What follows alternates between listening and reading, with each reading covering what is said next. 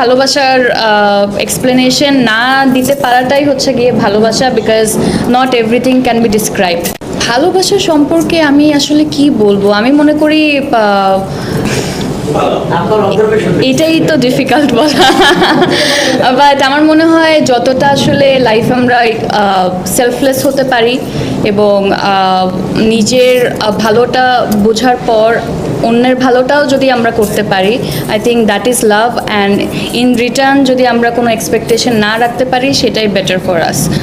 যে কোনো অ্যাক্টর তখনই আসলে অ্যাক্টর হবে যখন সে অনেকগুলো অ্যাভারেজ মানের কাজ করবে, পচা কাজ করবে, ভালো কাজ করবে, এইগুলো যখন আসলে করে করে একটু একটু করে এগিয়ে যাবে, তখন তার ঝুলিতে অনেক এক্সপিরিয়েন্স থাকবে এবং ওই এক্সপিরিয়েন্স থেকে সে একটা সময় ভালো কাজ করা শুরু করতে পারবে।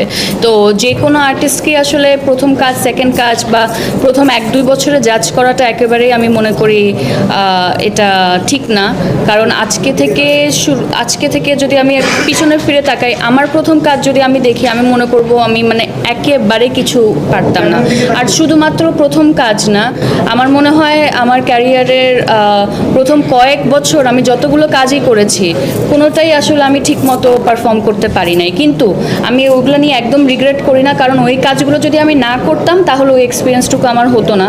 এবং ওই এক্সপিরিয়েন্সগুলোই এখন আসলে আমি এখন যতটুকুই পারি না কেন, সেগুলো ওই কাজগুলোর জন্যই।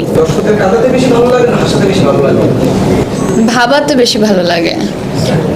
কাজটা দেখার পর যদি তারা 1-2 সেকেন্ড কিংবা 1-2 মিনিটের জন্য একটু ভাবতে পারে, আমি মনে করি সেখানেই আমাদের সেই সাকসেস।